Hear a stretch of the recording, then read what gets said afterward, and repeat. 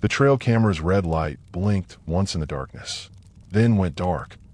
Chen stared at the blank LCD screen, his thumb hovering over the power button.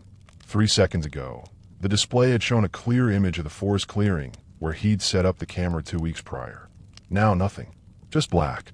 He pressed the button again. The screen flickered to life, showing the same view as before: towering pines, scattered undergrowth, the salt lick he'd positioned 30 yards out. Everything looked normal, but something felt wrong. Before we dive into what happened to Marcus that night in the Oregon wilderness, I'd love to know where you're listening from and what time it is there. Are you tucked safely in bed, or maybe driving through your own stretch of empty road? Let me know in the comments. Alright, let's get started with the story of Chen, a wildlife photographer who thought he was documenting elk migration patterns. He had no idea something else was documenting him. Marcus had been coming to the Cascade Range for 3 years running, always the same 2-week stretch in late October. The timing was perfect. Rutting season brought the elk down from the high country, and the autumn light made everything look golden and alive. This year felt different, though, more urgent. His divorce had been finalized 6 months ago. Sarah had taken a house, the dog, most of their mutual friends. She'd also taken his confidence, his sense of purpose, his ability to sleep through the night without jolting awake at 3 a.m. with that familiar knot in his chest. The only thing she couldn't take was his work. "You care more about those animals than you do about us," she'd said during one of their final fights. Maybe she was right. Animals didn't lie. They didn't promise to work on things and then sleep with your business partner. They just existed, honest and immediate and real. The remote cabin Marcus rented sat 5 miles down a logging road that barely deserved the name. No cell service, no internet, just him and 40 square miles of old-growth forest. Perfect for forgetting. Perfect for starting over. He'd scattered 8 trail cameras throughout a 3-mile radius, each one programmed to capture motion-activated photos and video. The hope was to document elk movement patterns, maybe catch some behavior that hadn't been recorded before. 3 days in, and he captured plenty. Elk, deer, the occasional black bear, even a mountain lion that had paused to sniff at one of his cameras before disappearing back into the timber. But this camera, the one positioned in the north clearing, had been acting strange. Marcus scrolled through the captured images from the past week. Most showed empty forest, occasional deer, the usual suspects. Then he reached the photos from 2 nights ago. 11:47 p.m. Empty clearing, shadows cast by moonlight. 11:52 p.m. A shape at the edge of the frame, too blurry to make out clearly. 12:03 a.m. The same shape, closer now. Bipedal, human-sized. 12:15 a.m. Nothing. Empty clearing again. Marcus zoomed in on the 12:03 image. The figure stood just at the tree line, barely visible. It could have been a person, maybe a hiker who'd gotten turned around in the dark. But something about the posture seemed off. The proportions weren't quite right. He flipped to the next batch of photos from last night. 11:33 p.m. Empty clearing. 11:41 p.m. The figure again, this time in the center of the frame, much closer to the camera. 11:44 p.m. Closer still. 11:47 p.m. The image was almost entirely black, as if something had been standing directly in front of the lens. 11:50 p.m. Empty clearing. Marcus felt his pulse quicken. The camera was mounted 8 feet up a Douglas fir, secured with a steel cable. Whatever had triggered it would have needed to climb the tree, or... He didn't want to finish that thought. The rational part of his mind, the part Sarah had always said was too dominant, offered explanations. Equipment malfunction, some kind of reflection or double exposure. Maybe a bear had figured out how to climb and was curious about the strange object in its territory. But bears didn't stand upright for extended periods, and they definitely couldn't maintain that perfectly still, human-like posture. Marcus saved the images to his laptop and grabbed his keys. He needed to check the camera in person, maybe adjust its position or swap out the SD card. The sun wouldn't set for another 4 hours. Plenty of time to hike out there and back. The trail wound through dense timber, following the contours of an old creek bed. Marcus had walked it dozens of times over the past 3 years, but today it felt different, quieter. Even his footsteps seemed muffled by the thick carpet of pine needles. He stopped every few hundred yards to listen. The forest was too quiet. No bird calls, No rustle of small animals in the underbrush. Just a whisper of wind through the canopy far overhead. 20 minutes in, he found the first track. It pressed deep into a patch of soft earth beside the trail, perfectly preserved in the damp soil. At first glance, it looked human, the general shape and size of bare foot. But the proportions were wrong. The toes too long, the arch too pronounced, and there were marks that could have been claws. Marcus knelt beside the print, pulling out his phone to take pictures. No signal, of course, but the camera still worked. He shot the track from multiple angles, using a dollar bill for scale. The print measured almost 14 inches from heel to longest toe. He looked around for more tracks, but the surrounding ground was too hard and rocky to show clear impressions. This single print seemed to have been left specifically where he would find it, in the one spot along the trail soft enough to hold detail. Marcus stood up slowly, scanning the tree line. The rational voice in his head was getting quieter, drowned out by something more primitive, something that recognized the feeling of being watched. He continued toward the camera location, but now he moved carefully, stepping lightly, pausing every few dozen steps to listen. The silence pressed in around him like a physical weight. The clearing looked exactly as it had in the photos, a rough circle of open ground surrounded by old growth timber. Marcus's camera, perched in its tree, lens pointed across the space toward the salt lick on the far side. Everything appeared normal until he got closer to the tree. Deep gouges scarred the bark around the camera's mounting point. Something with claws had climbed this tree recently, leaving marks that bit through the outer bark into the pale wood underneath. The scratches were fresh, sticky with sap that hadn't had time to harden. Marcus circled the tree, looking up at his camera. The unit itself seemed undamaged, still secured by its steel cable, but the bark all around it had been shredded, as if something had spent considerable time trying to reach the device. He found the second set of tracks at the base of the tree. These were different from the first, deeper, more clearly defined. The creature had stood here recently, probably within the last day or two. The prints showed the same elongated proportions, the same possible claw marks. But these were even larger. 16 inches, maybe 17. Marcus felt his mouth go dry. He photographed the tracks, then stepped back to get a wider shot that included both the prints and the scar tree trunk. That's when he noticed the smell. It started as just a hint of something wrong carried on the breeze. Musky and sour, like wet dog mixed with something that had been left too long in the sun. The scent seemed to be coming from deeper in the forest, beyond the clearing. Marcus knew he should leave. Every instinct he possessed screamed at him to head back down the trail, get in his truck, and drive back to civilization. But the photographer in him, the part that had spent years documenting wildlife behavior, kept him rooted in place.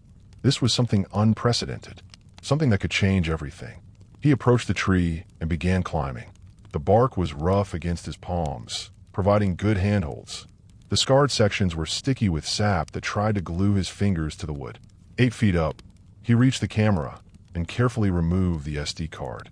As he climbed back down, movement caught his eye across the clearing. Something large shifted in the shadows between the trees. There and gone so quickly, he almost convinced himself he'd imagined it. But the smell was stronger now, carried on a shift in the wind that made the branches above him creak and sway. Marcus dropped the last few feet to the ground and immediately headed for the trail. He walked quickly, but tried not to run. Running would mean admitting he was prey. Behind him, branches snapped. He risked a glance over his shoulder. Nothing visible, but the sounds continued. Heavy footsteps that didn't quite match any animal he knew. Too deliberate for a bear, too heavy for a deer. And they were keeping pace with him, staying just out of sight in the timber parallel to the trail. Marcus picked up his speed. The rational voice was completely silent now, overwhelmed by millions of years of evolutionary programming that recognized the sound of a predator. The footsteps stopped. Marcus slowed, then stopped completely, listening. The forest had returned to its unnatural quiet. Even the wind seemed to have died. He waited 30 seconds, then continued down the trail. After a few steps, he heard it again, but this time the sound came from ahead of him, somewhere between his position and the trailhead. Whatever was out there had circled around. It was waiting for him. Marcus left the trail.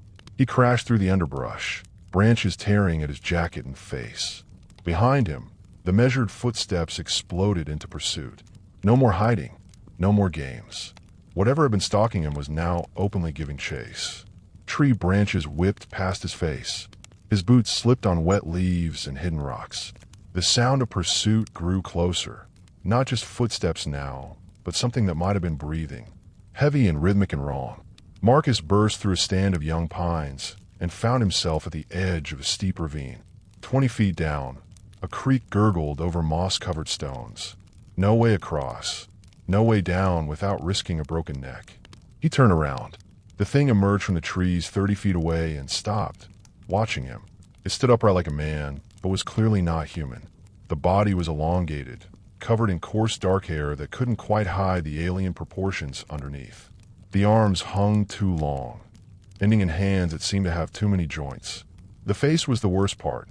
Human features stretched and distorted, as if someone had tried to remake a person from memory and gotten the details wrong. But the eyes were the most disturbing thing of all. They held intelligence, recognition, and something that might have been amusement. Marcus fumbled for his phone, knowing it was useless but needing to do something with his hands. The creature watched his movements with obvious interest, head tilted at an angle that no human neck could achieve. When Marcus raised the phone to take a picture, the thing smiled. The expression was all wrong, showing too many teeth arranged in patterns that didn't belong in any mammalian mouth. But it was definitely a smile. It knew what the phone was for. It was posing. The camera clicked. The creature's smile widened. Then it spoke. Marcus. The voice was his own, but filtered through vocal cords that weren't quite the right shape. His name, spoken in his voice by something that was definitely not him. Marcus Chen, 34 years old, recently divorced. Each word came out slightly wrong, as if the creature was still learning how to make the sounds properly. But the information was correct. Details that only Marcus should know. Lives alone now. No one will miss him for how long? 2 weeks. Marcus tried to back away, but there was nowhere to go. The ravine yawned behind him. Sarah was right. The creature continued, still using his voice. You do care more about animals than people. Lucky for us. The thing took a step closer, then another. Now Marcus could smell it properly. That wet dog musk mixed with something like spoiled meat and old leather. But underneath there was something else. Something familiar. His own scent. Sweat and fear, but definitely his. We watched you, it said. Learned you. 3 years. You come here. Always alone. Always predictable. Another step. Close enough now that Marcus could see the details he didn't want to see. The way the joints bent in directions that should have been impossible. The texture of the skin under the coarse hair. The teeth that were too sharp and too numerous. At first, we just watched. But this year you stayed longer. Brought better equipment. Made it easier. The creature gestured toward the phone in Marcus's trembling hand. Good pictures? We hope so. We want people to know. Want them to come looking. Marcus's mouth moved, but no sound came out. The creature leaned closer, close enough that he could feel its breath on his face. It smelled like his own breath, but wrong. Soured. Don't worry, it whispered in his voice. We'll take good care of your cameras. Your truck. Your life. The last thing Marcus remembered was falling backward into the ravine, the creature's laughter following him down. The search and rescue team found Marcus's truck 4 days later, parked at the trailhead exactly where he'd left it. His camera equipment was gone, but they found his wallet and keys on the driver's seat. The doors were unlocked. They searched for 3 days, following every trail within a 10-mile radius. They found some of his cameras, scattered through the forest as if they'd been deliberately placed to waste time. None of the SD cards were recovered. On the 4th day, they found what was left of his campsite. The cabin showed signs of struggle. Overturned furniture, broken glass, blood on the walls. But no body. The official report listed Marcus Chen as missing, presumed dead. The investigators theorized that he'd surprised a bear or mountain lion, been attacked, and his body dragged off and consumed. It happened sometimes in the wilderness. Not often, but enough that it didn't raise unusual questions. The only odd detail was the security footage from a gas station in Bend, 60 miles away. The timestamp showed Marcus's truck stopping for fuel 2 days after he was reported missing. The driver wore Marcus's jacket and hat, kept his face turned away from the cameras. The attendant remembered nothing unusual about the transaction. The footage was filed with the rest of the case documents and forgotten, but the sightings continued. Other hikers reported strange encounters in the same general area, always at dusk or dawn, always involving something that looked almost human but not quite right. The reports were consistent enough to worry the Forest Service, but never concrete enough to act on. And sometimes, late at night, posts appeared on various internet forums. Blurry photos of something stalking through the trees. Videos of unexplained movement in the forest. The metadata always traced back to camera equipment registered to Marcus Chen. The thing that had been Marcus was learning, getting better at mimicking human behavior, human appearance. But it made mistakes sometimes, posted things that revealed too much about what it really was. The last post appeared 6 months ago in a forum dedicated to unexplained phenomena. Just a single sentence, posted from Marcus's account. Come find us. We're waiting. The IP address traced to a location deep in a Cascade Range, miles from any road or trail. The coordinates placed it in terrain so remote that even experienced backcountry travelers avoided the area. But people came anyway. Solo hikers, amateur cryptozoologists, thrill seekers looking for their own close encounter. Most turned back when the forest got too quiet, when their instincts finally overrode their curiosity. Some didn't. 6 months later, Detective Lisa Moreau had seen enough missing persons cases to recognize the pattern. Young adults, usually male, usually alone, all last seen heading into the same general area of the Cascade Range. All experienced outdoorsmen who should have known better than to disappear without a trace. 7 cases in 18 months. No bodies, no credible witnesses, no physical evidence except abandoned vehicles and the occasional scattered piece of gear. The kind of cases that kept her awake at night, staring at the ceiling and running through scenarios that all ended with more questions than answers. The latest case had landed on her desk that morning. Jake Morrison, 26, from Portland. Avid hiker and amateur photographer. His car had been found at the same trailhead where Marcus Chen's truck was discovered 6 months earlier. But this time, they found something else. Jake's camera. It was discovered 50 yards from his abandoned campsite, apparently thrown against a tree with enough force to crack the LCD screen. But the memory card was intact, and the photos it contained made Lisa's skin crawl. She sat in her cubicle now, laptop open, scrolling through the final images Jake Morrison had captured before he vanished. The first dozen photos were typical hiking shots, forest views, wildlife, the kind of pictures every nature photographer took. Then the tone shifted. Photo number 47. A figure in the distance, barely visible through the trees. Humanoid, but the proportions seemed off. Photo number 48. The same figure, closer now. Definitely bipedal, but moving in a way that seemed wrong. Too fluid, like its joints bent in directions they shouldn't. Photo number 49. Much closer. The figure appeared to be watching the camera directly, as if it knew it was being photographed. Photo number 50. The image was mostly black, as if something had been standing directly in front of the lens. But at the edges, Lisa could make out what looked like fingers. Too long, with too many joints. Photo number 51. Empty forest again. But something about the quality of light suggested this photo had been taken much later, possibly hours after the previous image. Lisa zoomed in on photo number 49, studying the figure. It was definitely humanoid, but there was something unsettling about the way it held itself. The head was tilted at an angle that looked painful, and the arms hung too long at its sides. But the most disturbing thing was the face. Even with the distance and poor lighting, she could make out features that looked almost familiar. The general bone structure reminded her of someone, though she couldn't place who. Lisa pulled up the file photos from the Marcus Chen case, comparing them side by side with Jake Morrison's final images. Different locations, different lighting conditions, but the figure in both sets of photos had similar proportions, similar posture. She opened a new browser window and logged into the FBI's missing persons database, cross-referencing cases from the Pacific Northwest over the past 2 years. The search returned dozens of results, but she filtered for males aged 20 to 40 who had disappeared in remote wilderness areas. 13 cases, all in Oregon and Washington, all in areas with limited cell coverage and rough terrain that made search and rescue operations difficult. Lisa printed the photos and pinned them to her bulletin board, studying the faces. Hikers, photographers, hunters, outdoor enthusiasts, all experienced in wilderness survival, all people who should have been able to take care of themselves. She was reaching for her coffee when her phone rang. Detective Moreau. Lisa, it's Tom Bradley down at the crime lab. You wanted me to rush that analysis on the Morrison camera. What did you find? Well, the camera itself is pretty standard. Canon EOS, popular with amateur photographers. But I found something interesting on a memory card. Lisa grabbed a pen. Go ahead. The metadata shows the photos were taken over a span of about 6 hours.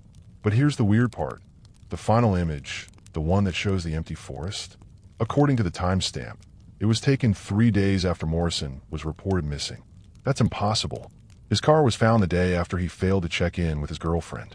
I know, but the timestamp is embedded in the file structure. It's not something that could be easily faked, especially not without sophisticated software. Lisa stared at the photos on her bulletin board. Tom, is there any way to determine if the camera was moved between shots? I can try to analyze the background elements, look for changes in lighting or perspective. Give me a few more hours. Thanks. And Tom, keep this between us for now. After hanging up, Lisa pulled out the Chen file and flipped through the witness statements. Most were routine.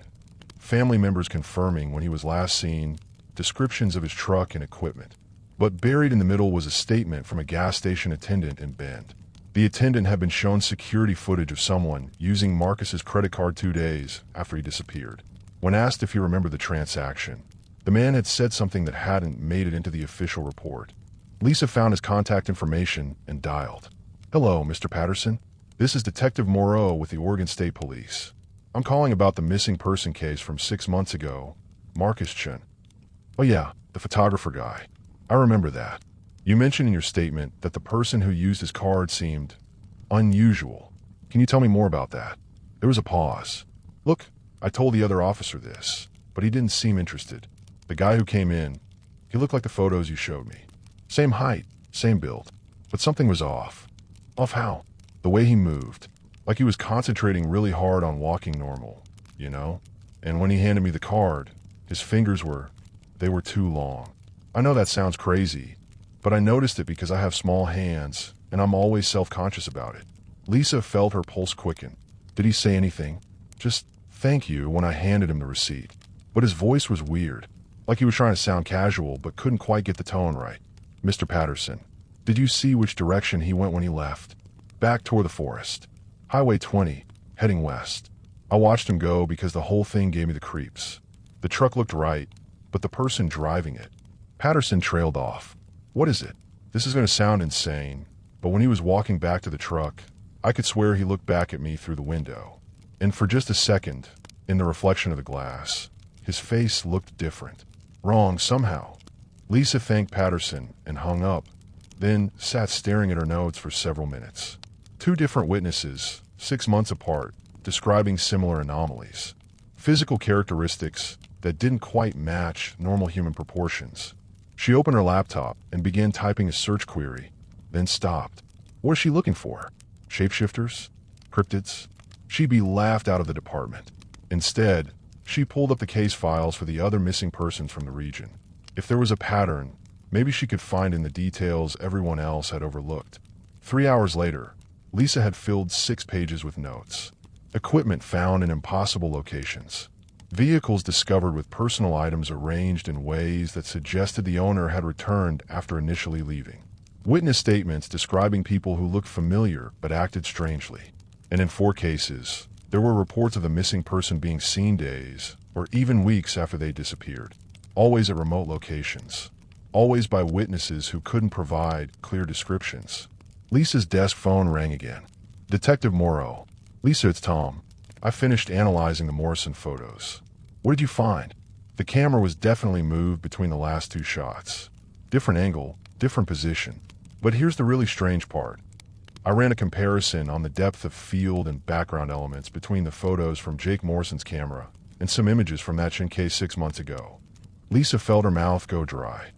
And 3 of Morrison's photos were taken from the exact same location as photos in Chen's case. Same tree, same angle, same distance from the subject. It's like someone was deliberately recreating the earlier shots. Are you sure? I've checked it 6 times. The probability of that happening by coincidence is essentially zero. Lisa hung up and stared at her bulletin board. 13 missing persons, all from the same general area. All experienced outdoorsmen who should have been able to survive in the wilderness. All leaving behind evidence that something was using their equipment, their vehicles, their identities. She picked up the phone again and dialed the number for the Deschutes County Sheriff's Office. Sheriff Martinez, this is Detective Moreau with State Police. I need to organize a search operation in the Cascade Range. Tonight. That evening. The search team assembled at the same trailhead where Jake Morrison's car had been found. 6 officers, 2 search and rescue specialists, and a K-9 unit. Lisa had convinced her captain to authorize the operation by emphasizing the number of missing persons cases and the possibility of finding survivors. She hadn't mentioned her growing suspicion that they were dealing with something that wasn't entirely human. The sun was setting as they began hiking into the forest, flashlight beams cutting through the gathering darkness. Lisa had studied the topographical maps for hours, identifying the locations where evidence had been found in previous cases. If there was a pattern, it would be somewhere in that rough triangle of wilderness where the disappearances had occurred. They hiked for 2 hours without finding anything unusual. The forest was quiet, almost unnaturally so, but that could be explained by the presence of 8 people with flashlights tramping through the underbrush. At 9:30, the K-9 handler called for a stop. "Sadie's got something," Officer Williams said, keeping his voice low. The German Shepherd was focused on something ahead, body tense and alert. Lisa approached carefully. "What is it, girl?" The dog led them to a small clearing about 50 yards from a main trail. At first, Lisa didn't see anything unusual. Then her flashlight beam caught something pale against the dark earth. Bones. Human bones, scattered across the clearing in a rough circle. Most had been picked clean, but fragments of clothing clung to some of the remains. Lisa counted at least 3 different fabric patterns. "Jesus," someone whispered behind her. Lisa knelt beside the nearest skeleton, playing her light over the bones. The skull was intact, still wearing the remnants of what looked like a hiking hat. Male, probably young adult based on the bone density. But something was wrong with the arrangement. The bones hadn't been scattered randomly by scavengers. They'd been placed deliberately, positioned in a way that suggested ritual or display. And there were far too many bones for just 3 people. "Williams, call this in," Lisa said. "We need a forensics team out here." "Detective." The voice came from Officer Chen, who was examining something at the edge of the clearing. "You need to see this." Lisa followed him to a large Douglas fir at the tree line. Mounted about 8 feet up the trunk was a trail camera, secured with a steel cable. The unit looked familiar. "That's Marcus Chen's camera," she said. "The missing photographer from 6 months ago." Officer Chen nodded grimly. "There are more. I count at least 4 different cameras mounted in trees around this clearing." Lisa felt a chill run down her spine. Someone had been documenting this place, recording whatever happened here. "Can you get that camera down? I'll need to climb up there." "Do it. We need to see what's on those memory cards." As Officer Chen began climbing the tree, the K-9 handler called out again from across the clearing. "Detective Moreau, Sadie's found something else." Lisa jogged over to where Williams was standing beside a large pile of rocks and debris. The dog was whining and pawing at the ground, clearly agitated. "It's some kind of den," Williams said, dug into the hillside and covered with branches and stones. Lisa knelt and pulled away some of the debris. Her flashlight beam revealed a narrow opening that descended into darkness. The smell that wafted up was indescribable. Animal musk mixed with decay and something else. Something that made her gag reflexively. "There's something down there," she said. "Something big." A crash from behind them made everyone spin around. Officer Chen was climbing down from the tree, moving much faster than he'd gone up. "Detective," he called out, his voice tight with fear. "That camera's been modified. There are wires running from it down into the ground, and the red light is blinking." Lisa felt the pieces clicking together in her mind. The cameras weren't just recording. They were transmitting. Someone or something had been watching the clearing remotely, monitoring it for visitors. And now it knew they were here. The forest around them erupted into motion. Shapes moved between the trees, just at the edge of their flashlight beams. Human-shaped but wrong. moving with a fluid grace that no person should possess. Lisa counted at least 6 figures, maybe more, circling the clearing. "Everyone back to back," she ordered, drawing her sidearm. Lights out toward the tree line. The shapes stopped moving. Now they stood motionless among the trees, just visible in the flashlight beams. Lisa could make out human features on some of them, but distorted, stretched like reflections in funhouse mirrors. Then one of them spoke. Detective Lisa Moreau. The voice was her own, but coming from something that definitely wasn't her. Perfect intonation, exact pronunciation, as if it had been practicing. Divorced 3 years ago. Lives alone. No children. Another figure stepped forward, this one using a different voice. Male, with a slight accent that Lisa recognized from Jake Morrison's missing person report. She knows, it said in Jake's voice. She figured out. A third voice joined in, older and rougher. Marcus Chen's voice, Lisa realized. Too bad. We'll like this place. Quiet. Private. Good hunting. Lisa's radio crackled to life. Her own voice came through the static, calling for backup at coordinates that were 20 miles from their actual location. Smart. She whispered to Officer Williams. They're trying to send help to the wrong place. The figures began moving again, closing the circle. In the flashlight beams, Lisa could see them more clearly now. They wore the clothing of their victims, but the proportions were all wrong. Arms too long, joints that bent in impossible directions, faces that were almost human, but not quite. And they were all smiling with too many teeth. "What do you want?" Lisa called out. The thing wearing Marcus Chen's voice answered. "To learn. To become. Your kind makes it so easy. We studied you for months," another voice added. This one was unfamiliar, probably from one of the earlier victims. "Watch your patterns. Your habits. Your fears. Fear makes the mimicry easier," said a third. Strong emotions leave deeper impressions. Lisa realized they were surrounded now. At least a dozen figures standing just outside the range of their flashlights. The officers had formed a tight circle, weapons drawn, but she could hear the fear in their breathing. "You can't kill all of us," she said, trying to keep her voice steady. Laughter echoed through the forest. Multiple voices, all laughing at once in perfect synchronization. "Kill you." The thing using her own voice sounded amused. "Why would we do that? You're much more useful alive. At least for a while," added another voice. "Long enough to learn everything we need." The circle began to close. Lisa could smell them now. That same combination of wet dog and decay that had been described in the witness reports. But underneath it was something else. The familiar sense of the missing persons. Cologne, shampoo, the lingering odor of camping gear, and unwashed clothes. "On my count," Lisa whispered to her team. "We make a run for the trail." "Detective." Officer Williams's voice was barely audible. "Look at their feet." Lisa glanced down. The things surrounding them weren't standing on the ground. They were floating inches above it, their 2 long feet dangling in the air like marionettes. "3," she whispered.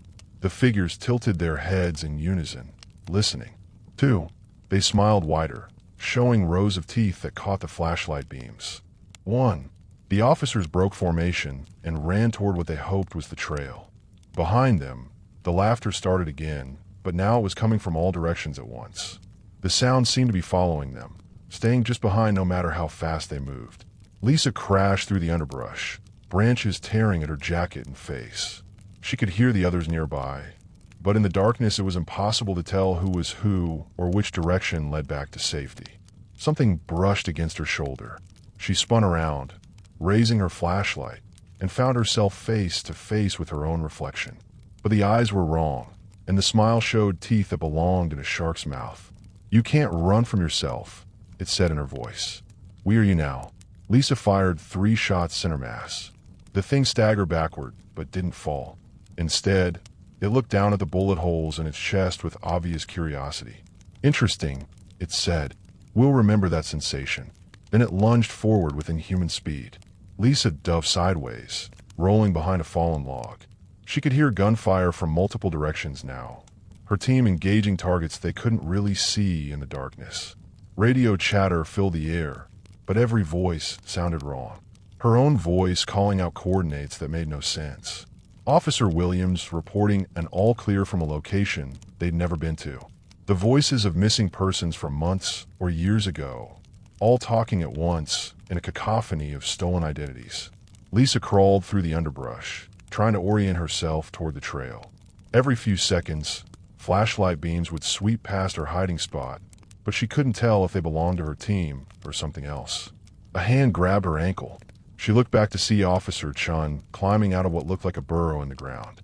But his movements were wrong, too fluid, and when he smiled his teeth were too sharp. "Found her," he said in a voice that was almost but not quite Chen's. Lisa kicked at the thing's grip and broke free, scrambling to her feet. She ran without looking back, crashing through branches and stumbling over rocks in the darkness. Behind her, she could hear the sounds of pursuit.